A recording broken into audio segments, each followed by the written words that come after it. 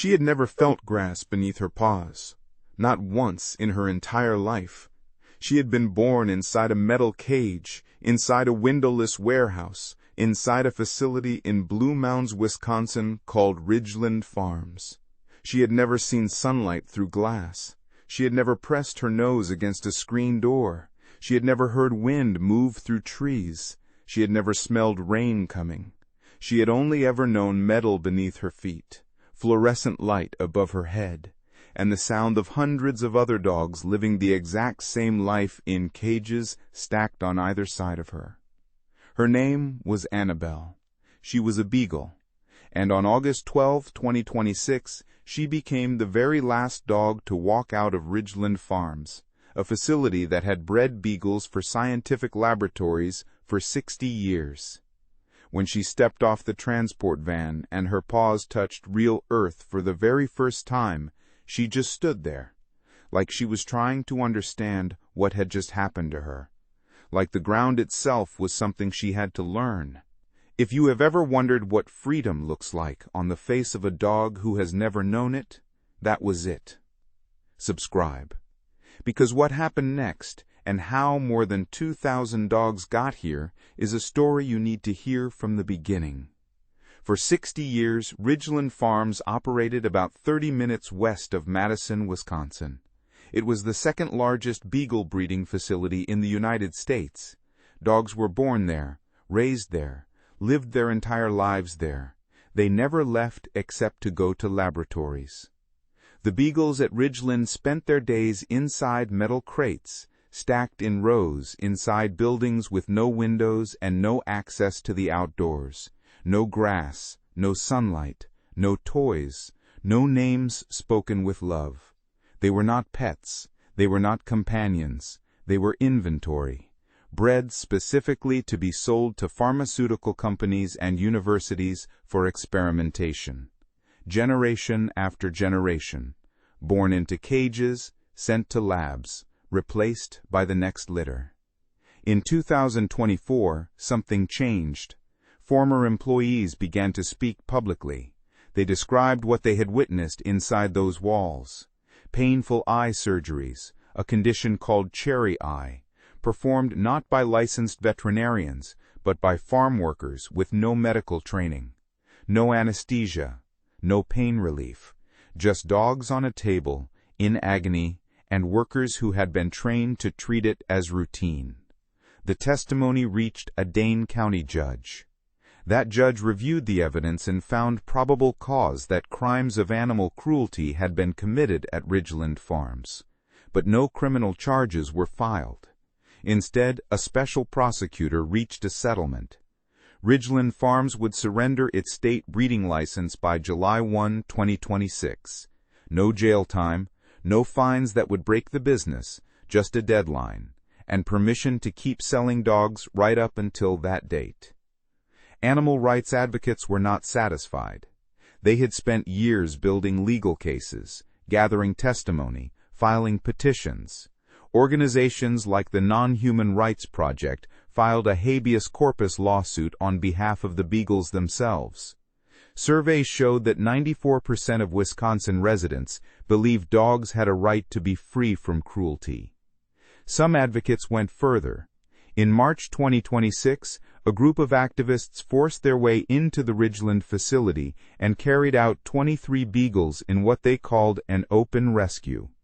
51 people were eventually charged with crimes, including trespassing and theft. Attorney Wayne Hishung led the group that punched through a window to get inside. The action was controversial, but the images were not. Beagles blinking in daylight for the first time. Beagles learning what a floor without metal bars felt like. The pressure kept building. And then, in late April 2026, something no one had expected happened. Big Dog Ranch Rescue, a large-scale nonprofit based in Florida, and the Center for a Humane Economy struck a deal with Ridglan Farms. They paid an undisclosed sum, and in exchange, 1,500 beagles would be leaving. Not to laboratories. Home. The first transport vans pulled away from Ridglan Farms on May 1, 2026. Inside were beagles who had never been outside. Some pressed their faces against the windows, watching the world blur past for the very first time. Others curled in the corners, quiet and uncertain, unsure of what this movement meant or where it was taking them. When the van stopped and the doors opened, the dogs were let out onto grass at a private staging area. And something remarkable happened. Some froze. They did not know what the ground was. They had only ever felt metal beneath their feet. Grass was an entirely foreign concept. Several stood at the edge of the van ramp and just looked down at it, confused. Others took one careful step, then another. Then they put their nose to the earth and inhaled. 1,500 beagles were removed in those first 2 weeks. 500 went through the Dane County Humane Society, distributed to shelters and rescues across the Midwest. 1,000 went to Big Dog Ranch Rescue and were shipped across the country, to Florida, Alabama, Nevada, New York, Minnesota, Illinois, and beyond. More than 700 adoption applications came in within the first few days. People all across the United States had been watching, waiting. They wanted to give these dogs the thing they had never had, a home. But this was not over yet, not even close. Subscribe, we're just reaching the turning point. Hundreds of beagles still remained at Ridglan Farms. In June, Big Dog Ranch Rescue secured another legal agreement to remove more than 400 additional dogs. Some were moved immediately, but 150 were held back. Ridglan told them they needed to complete an ongoing research project first. Think about what that means. While the world was celebrating, while photographs of beagles touching grass for the first time were spreading across the internet, 150 dogs were still inside, still in cages, still waiting, still part of a research project. Then, in late July, came another reckoning. Richard Van Dumoulin, the head veterinarian at Ridglan Farms, had his Wisconsin veterinary license permanently revoked. The State Veterinary Examining Board found that he had delegated hundreds of surgical procedures to workers who were not qualified to perform them. Eye surgeries, vocal cord removals, dental extractions, done without adequate pain relief, done by people who were not veterinarians on dogs who had no ability to protest. He cannot practice veterinary medicine in Wisconsin. Not ever again. The clock ticked toward August. On August 12, 2026, the last transport van pulled up to Ridglan Farms. Inside the facility were 155 dogs, 14 adult beagles, and 141 puppies, most of them only 3 or 4 months old. They had been born inside those walls. The puppies had never experienced anything outside of them, not once. Workers from Big Dog Ranch Rescue moved carefully through the kennels. Dogs were loaded one by one. The puppies were small and confused, some of them still unsure what a gentle human hand felt like. And then the last dog was loaded. Her name was Annabelle. She was one of the adult beagles. She did not know where she was going. She did not know that waiting for her at a small private farm in Marshall, Wisconsin, was a woman named Jennifer Kobenstein, who had spent every hour of paid vacation she had, every free weekend, every spare evening, working on this rescue effort for months. The van drove east for an hour. When the doors opened and Annabelle stepped out onto the grass, Jennifer Kobenstein watched. And she said, "I would do it 100 times over again for that little old mom who walked out the door, because she deserves freedom.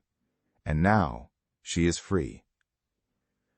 The total number of Ridglan Farms beagles rescued since May 1, 2026, 2,115. The number of beagles remaining at Ridglan Farms, 0. The facility that bred dogs for laboratories for 60 years is now permanently out of business. It will never breed another beagle.